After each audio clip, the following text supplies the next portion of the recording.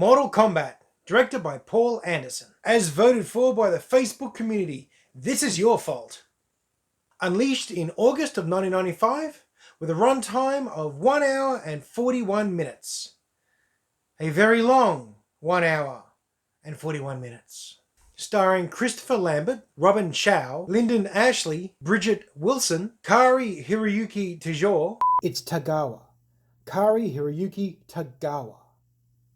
Also starring Trevor Goddard, Chris Casamassa, Francois Petit, Keith Cook, Talisa Soto, and Tom Woodruff Jr. With a production budget of $18 million, a domestic take of $70 million, a foreign take of $51 million, giving a worldwide total of $122 million.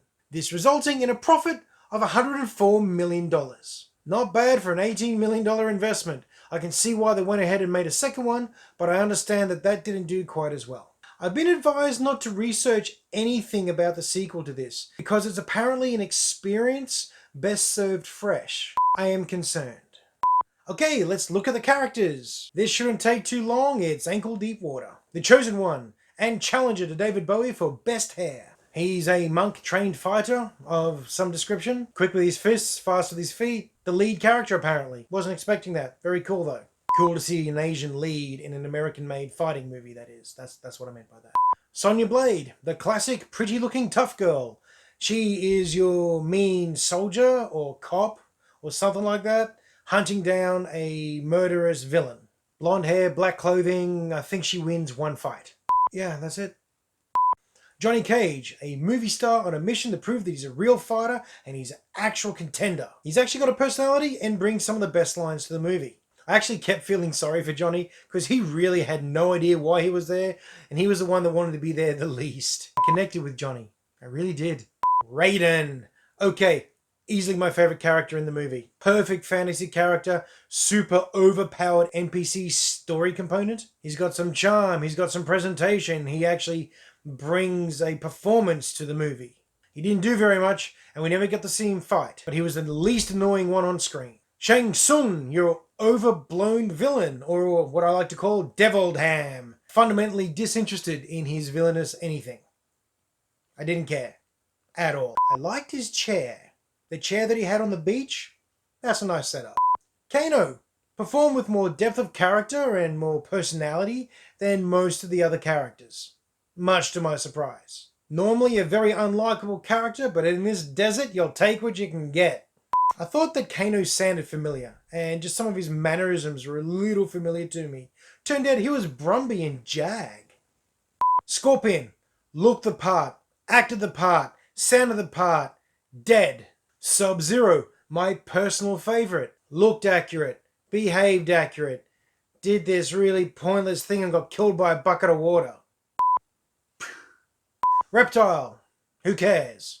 He had the second best fight in the whole movie. Unfortunately, that was right at the very end, and for the rest of the time, he was a CGI atrocity. Katana, the alluring, mysterious, missed opportunity. Never has a character interested me so quickly and then done absolutely nothing. Sorry. She gave some hints on how to win, delivered a little bit of exposition. Oh, I hate that word. Exposition, walked around, looked stoic. We're done. Goro, the big bad ultimate fighter. Prince of some place I couldn't care to remember. Champion of not doing a whole lot. And much to my surprise, he had a lot of dialogue. For great big plasticine looking muppet, he talked a lot. Actually, to be honest, I'd say he's the most disappointing character of the whole movie. Of anyone, you had to spend the time to make them look at least capable of fighting. Perhaps your big villain should have been the one that you spent the time on. Right, so, character score. I enjoyed playing the console game. I really did. I always played Sub-Zero if I could. While it's always nice to have a movie accurate to its source material, I was at least hoping they'd aim a little higher when it came to character development and actually presenting them. Characters get a 2. It might have been lower, except I enjoyed Raiden. I'm not going to go and attack the logic holes in this because that's pointless. That's not what this movie's about. Don't do that to this sort of movie. Not because it's the worst thing in the world, just because it doesn't work if you do that. It's like a lightsaber. Don't think about it too hard, just appreciate the cool laser sword. A group of fighters are recruited or tricked, or just kidnapped to fight for Earth's survival, to resist some great and evil emperor from absorbing Earth into his interdimensional empire. Now, to do this, he needs to win a tournament of Mortal Kombat 10 times. Why, you ask? I don't know, I answer. It's a paper-thin plot designed to line up fights. Okay. See, that might be a bad thing, but it's Mortal Kombat. You're literally watching it to see people fight, okay? That's why you're here. So why it takes 35 minutes to get there, I'm not sure. Once on the island, they are both welcomed and threatened by the ruler of the island and the boss of the place, Sorcerer Bad Guy Sung. Thankfully, the tournament starts soon, and then it's fight time. And fight they do. They're fighting on the beaches, they're fighting in the hills, they're fighting in a lair, they're fighting all over the place because I refuse to rhyme. And yes, our three heroes fight their way through to the final round, I think. Or maybe there's the last three standing. Because it looks like Goro beats the living hell out of everybody. Not that you see it happening, you just hear a lot of roaring and watching people fall on the ground.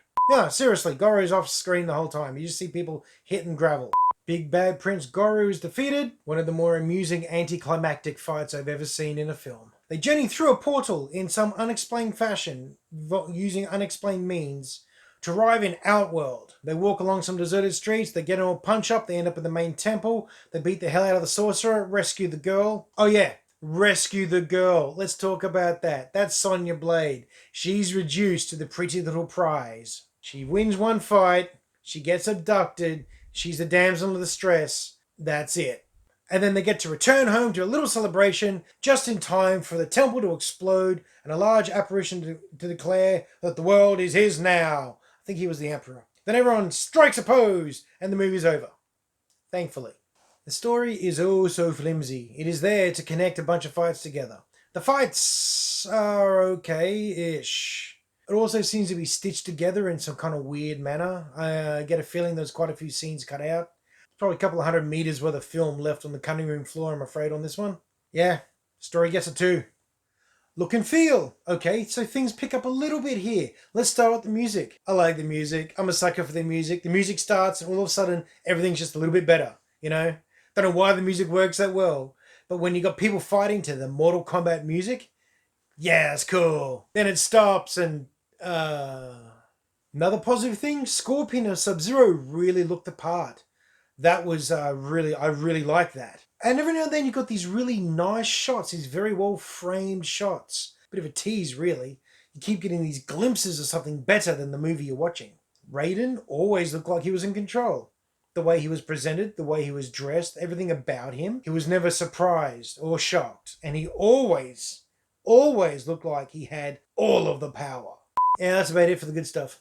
Unfortunately, the CGI and special effects made me sad. I was sad. I wasn't even angry. I was just sad. The green screen fuzzy edging on everything was sending me nuts. The overlay transparency effects. Okay, yes, they can work. I've seen them work better than this in movies made earlier than this. I'm no special effects wizard, but if your ethereal ghost has black edging, perhaps put that plate against a black background. It was bad. I mean, pull you out of the movie standing out, screaming at you bad. Raiden turning up on the boat and all his lightning effects. Oh, dear me. How about don't do that? How about just use some basic camera tricks and have him appear and reappear? Heck, go practical, puff of smoke, bit of flashbang, bit of old school trickery perhaps. Because honestly, most of their physical sets, whilst they were very, very definitely and obviously in a studio or just someone's garage, they at least worked. They didn't pull you out of the movie. You knew it was a set, but you're kind of in the mystical mindset. You know, you're falling into this is a fantasy realm. We'll just roll with it. It was a case of terrible CGI, not a bad set. Oh, that's pretty cool. Oh, terrible CGI. Oh, no, it's okay. We're back to not a bad set. That's pretty cool. That's pretty cool. Oh, look, terrible CGI in a good set. Why would you do that? Okay, it was 1995. They didn't have a lot of money, but I assume they had a quality control department. Surely. Okay, I'm probably just nitpicking, but Sonya's shotgun at the start? What is that on the top? What is that? Might as well talk about Goro.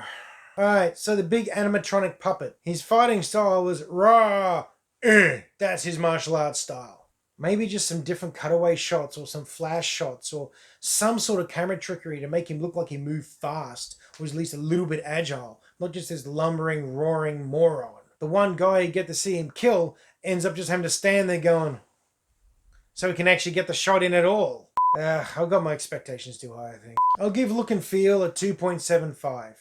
I was really trying to hype myself up and give it a 3 because the sets were pretty cool. But the whole vibe, the whole feel kept getting stood on by the special effects. And Goro. It really did feel like the computer game every now and then. It really did look like you're in a fantasy world every now and then. And that was good. I enjoyed that. So yeah, alright, 2.75. Just going to leave it there before I think about it anymore. And it drops further. Script and dialogue. Oh, this was bad. Really, the only characters that delivered lines that didn't make me want to throw something was Raiden, Kano. Why him? It's like when Captain Boomerang was the best thing in the Suicide Squad.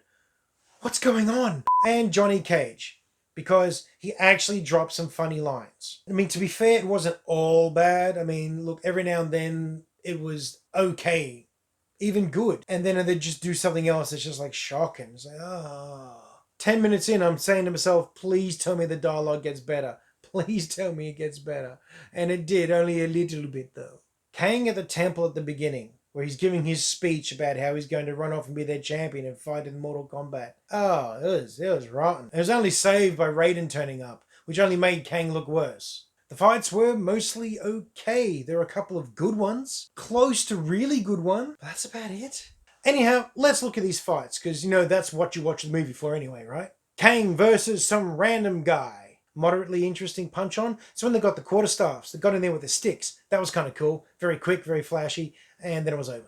Blade versus Kano. Punch, cutaway, long shot, close up, flip, kick, minimal effort, and we're done. Johnny versus Scorpion. One of the better fights of the movie. Quite a fun one to watch. It's got your bit of showmanship. It's got your style. It's fun. It looks like Johnny versus Scorpion from the computer game. Until the director must have remembered he's got a special effects team and they decided to get into some fire and undead zombie stuff and just bad fake blood and all this weirdness at the very end. I mean, it was a good fight until that. What did you do that for? And if someone could explain in the comments to me why this autographed picture of Johnny just like drops to the ground at the end? What, was it Scorpion's? Was Scorpion a fan? Does Johnny carry his own autographs around? Was this just laying in the area? Or is this some sort of artistic symbolism? Because if it is, it's completely out of place in this movie. Kang versus Katana. It was a wrestle cuddle with some whispered instructions and given the secrets on how to win the fight. And that's it. No winner, no loser, no repercussions. There was nothing. Then we've got Kang versus Sub-Zero. That was cool fun. Nice little punch up, lots of choreo in there, back and forwards. It was a good time. Again, that felt like it was straight from the computer game. And again, weak finish. Sub-Zero getting iced. I mean, I can see the irony in it, but Goro versus a montage of stuntmen falling onto gravel. Then you got Goro versus background buddy. I think his name was Art. It was unimpressive to watch. It really didn't do much for the movie. And all it elicited was some very undeserved emotional reactions from Sonya and Johnny. And look, the big weakness of Goro is the fact that he's just a puppet. He's a great big animatronic suit maybe. And he's got no flexibility. He does this a lot, and that's about it. I can do that too. And I'm in no state to fight anybody. Having seen Labyrinth recently, pretty sure Ludo could take this guy. Then for some, what would definitely be the highlight of the movie, it's Goro versus Johnny. Johnny does his trademark splits and punches him right in the groin. Johnny takes the opportunity to leg it out of there and run up some steps and up to the side of a mountain. Goro comes running after him and gets a kick in the face and falls off the hill. A low blow and a high fall. Goro is out. Ding, ding, ding, we're done. Shortest boss fight ever. I like Johnny. Then we have Kang versus Reptile in Outworld or Outland or whatever it was. Now that was a good fight.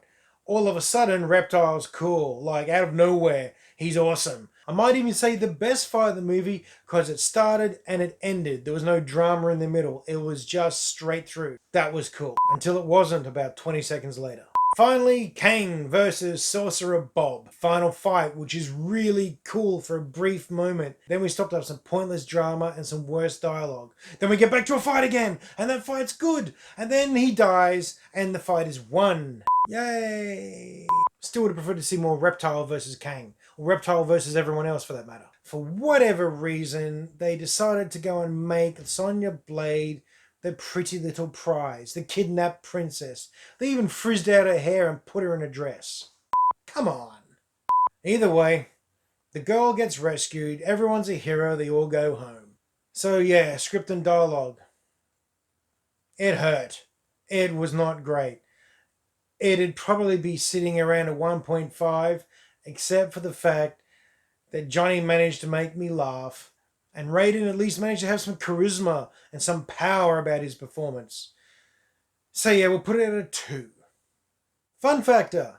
Did I have fun? No. No, I did not. Oh, geez, Joe. Hello. We have a lurker out the door. Oh no. Oh no, I'm recording. Oh no. Yeah, go away. Okay. Okay, that's a little harsh perhaps. There was some amusement to be had. There were some good fights. There was some element of interest in it. But I kept stopping to check the time. I kept wondering how much longer this movie's going to take. I kept wondering when we're going to get to the end of it. And that doesn't indicate that you're really having fun. The staff in the coffee shop were having fun as I was getting cranky about this movie I was watching. I mean, for a fight movie, there wasn't even that many good fights. So, if you can't even get that out of it, look, I'll go and give this a 2.25. The 0.25 is for my mate Johnny, who helped me through this experience. Thank you, Johnny. So final score. You add all that up and we get an 11. Better than I thought it was going to get. It was just dumb and kind of lame and managed to not be an entertaining fight movie. Would I recommend this movie? Would I recommend Mortal Kombat? No. No, I would not recommend Mortal Kombat. Unless, like, we're in that mood to watch something just dumb, then maybe. This is bad enough to have a cult following somewhere. I'm pretty sure there's a big scene where they love this thing. There has to be. Anyhow, that's my review of Mortal Kombat. I hope you enjoyed this video. Please comment below and tell me what you think. Did you enjoy this? Have I missed some deeper meaning to this movie?